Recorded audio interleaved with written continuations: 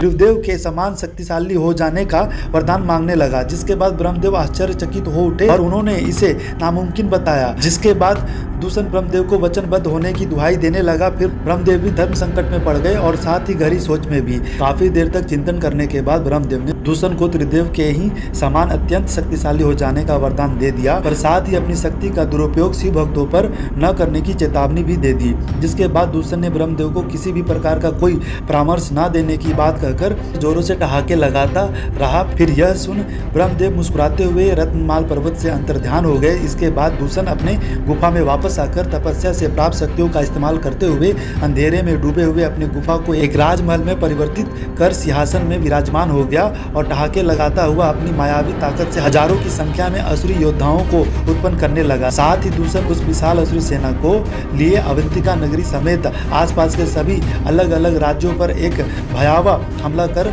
अपने राज्य का विस्तार करना शुरू कर दिया। उसने अपने हमले के दौरान अनगिनत राज्यों समेत उनके तमाम सैनिकों को बड़े ही क्रूर तरीके से मौत के घाट उतार दिया। दूषण ने बेहद कम समय में ही अवंतिका समेत कई राज्यों और कबीलों को अपने अधीन कर लिया। यहाँ तक कि उसकी शक्तियों से प्रभावित या भयभीत होकर पाताल लोक के कई असुर भी उसके साथ संधि कर चुके थे। समय के अनुसार दूषण का प्रभाव और ताकत इतना बढ़ चुका था कि उसकी नज़र जिस राज्य पर पड़ जाती वहाँ के राजा बिना युद्ध लड़े ही भयभीत होकर अपना राज्य दूषण को सौंपकर अपनी जान बचाकर काफी दूर चला जाया करते, और जो राजा ऐसा ना करते उनको दूषण युद्ध में परास्त कर मौत के घाट उतार दिया करता। साथ ही उसके राज्य समेत उसकी रानियों पर भी अपना अधिकार कर लेता। दूषण के इसी क्रूरता के कारण उसे सारा संसार काल के नाम से भी जानने लगा था। समय यूं ही बीतता गया और तमाम राज्यों को लगातार जीतने के साथ साथ अब उसकी नज़र भगवान की पूजा पाठ कर रहे तमाम ऋषि मुनियों पर जाने लगी। भगवान की पूजा पाठ कर देख वह साधु संतों से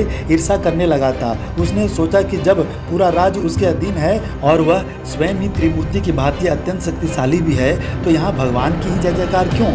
जय जयकार तो सिर्फ दूषण की होनी चाहिए, क्योंकि वही तो है सबका करता धरता। जिसके बाद दूषण ने अपने असुरी सैनिकों को अधीन राज्यों में ऋषि मुनियों और प्रजा द्वारा हो रहे सभी भगवान के पूजा पाठ को बंद कराने का आदेश दे दिया। इसके बाद दूषण की असुरी सेना साधु संतों के साथ साथ सभी प्रजा को भी भगवान की पूजा पाठ तत्काल ही बंद करने के लिए दबाव डालने के साथ साथ भयभीत भी करने लगे, और जो इसका विरोध करता दूषण उसके समक्ष स्वयं ही आकर उसका काल बन जाता और उसे मौत के घाट उतार देता। यह सिलसिला यूं ही कई महीनों तक ऐसे ही चलता रहा। जिसके बाद दूषण अपने अधीन राज्यों में भगवान की पूजा पाठ और यज्ञ को पूरी तरह से बंद करवा चुका था। जिसके बाद उसकी छाती काफी चौड़ी हो चुकी थी और उसका आत्मविश्वास जोरों से ठहाके लगाए जा रहा था। पर वहीं दूसरी तरफ अवंतिका नगरी में ही 4 ब्राह्मण भाई जो कि महादेव के परम भक्त थे, उन्होंने महादेव की पूजा पाठ और यज्ञ बंद नहीं की, बल्कि दूषण समेत उसकी असुरी सेना से बिना डरे उसके नाक के नीचे ही अपने पूजा पाठ और यज्ञ को यूं ही जारी रखे हुए थे। दिन यूं ही बीतते गए और एक दिन दूषण को उसके गुप्तचर द्वारा उन 4 ब्राह्मण भाइयों के द्वारा हो रहे महादेव के पूजा पाठ एवं यज्ञ के बारे में पता चला, जिसके बाद वह गुस्से में आग बबूला हो उठा।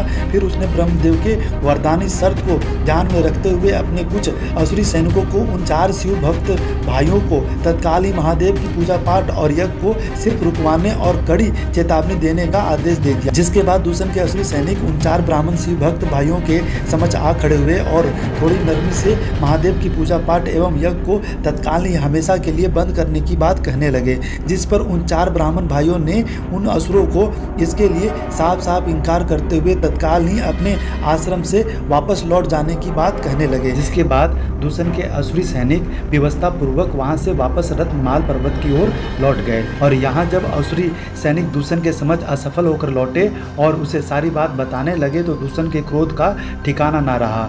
वह पूरी तरह से तिलमिला उठा, जिसके बाद उसने उन 4 शिव भक्त ब्राह्मण भाइयों को मौत के घाट उतारने का मन बना लिया और अपनी तलवार लिए हुआ जैसे ही अपने महल के बाहर निकला कि अचानक उसे महादेव की एक आकाशवाणी हुई, जिसमें महादेव ने उसे यह गलती न करने की चेतावनी देते हुए इतना कहकर महादेव अंतर ध्यान हो गए। जिसके बाद दूषण एक गहरी चिंता में पड़ गया और कुछ क्षण वहीं रुककर सोचने लगा। फिर उसने सोचा कि वह तो स्वयं भी त्रिदेव के समान ताकतवर है, तो फिर एक त्रिदेव से ही क्यों डरना।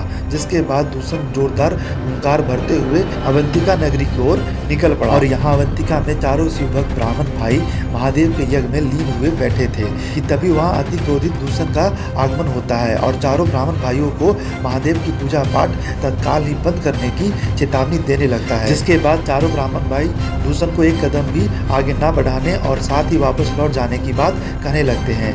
फिर इतना सुनते ही दूषण का क्रोध सब्र के बांध को तोड़ता हुआ फूट पड़ता है और फिर दूषण अपनी तलवार लिए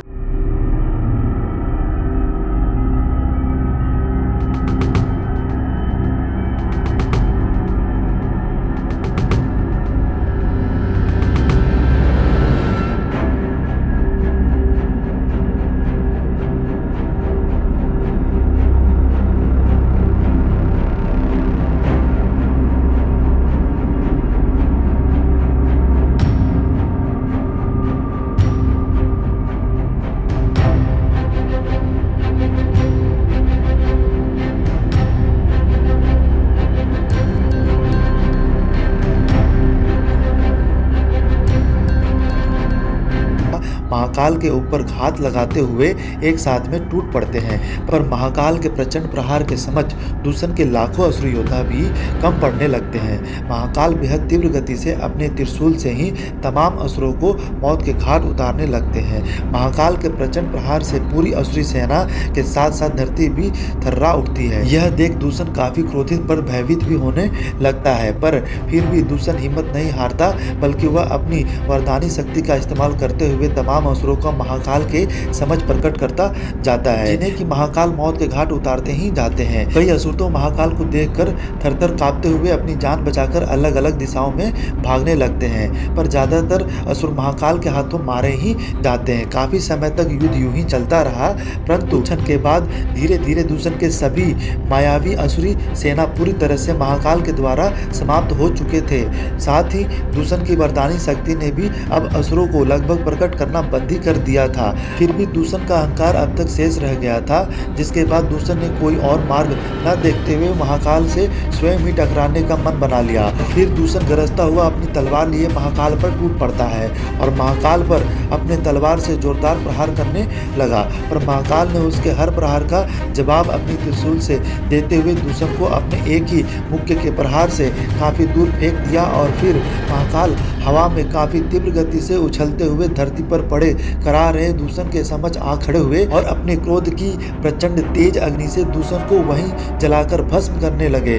फिर कुछ क्षण के बाद दूषण का शरीर पूरी तरह से भस्म के रूप में परिवर्तित हो चुका था, जिसे कि महाकाल ने अपने पूरे शरीर में सुसज्जित कर लिया। दूषण के शरीर के भस्म को सुसज्जित करने के कुछ क्षण के बाद ही तीव्र क्रोधित महाकाल शांत होते हुए महादेव के रूप में वापस से आने लगे, जिसके बाद 4 शिव भक्त ब्राह्मण भाइयों ने महादेव के समक्ष आकर उन्हें अपना अभिवादन और आभार जताया। साथ ही महादेव और महाकाल के जय जयकार लगाते हुए उन्हें अवंतिका नगरी में ही सदैव के लिए बस जाने के लिए प्रार्थना करने लगे। और अवंतिका नगरी में अक्सर दुश्मन राज्य के राजाओं का आक्रमण, साथ ही दिन पर दिन असुरों के बढ़ते हुए खतरों को भाइयों ने महादेव के समक्ष रखते हुए प्रार्थना करते ही रहे। जिसके बाद महादेव ने अपने चारों भक्तों से बेहद प्रसन्न होते हुए उनके समक्ष एक दिव्य ज्योतिर्लिंग प्रकट कर वहीं स्थापित कर दिया। जिसके बाद महादेव ने इस दिव्य ज्योतिर्लिंग के होते हुए पूरे अवंतिका नगरी के ऊपर किसी भी प्रकार का कोई आंच न आने का आश्वासन देते हुए वहां से अंतर्ध्यान हो गए। फिर चारों ब्राह्मण शिव भक्त भाई को और पूरे अवंतिका को बेहद भाग्यशाली समझते हुए सभी अवंतिका वासियों को साथ में लिए उस दिव्य ज्योतिर्लिंग की पूजा पाठ आरंभ कर दी और साथ ही उस ज्योतिर्लिंग को एक नाम भी दे दिया जो कहलाया महाकाल। तो ये वीडियो आपको कैसी लगी कमेंट करके जरूर बताएं, साथ ही लाइक और सब्सक्राइब करते जाएं।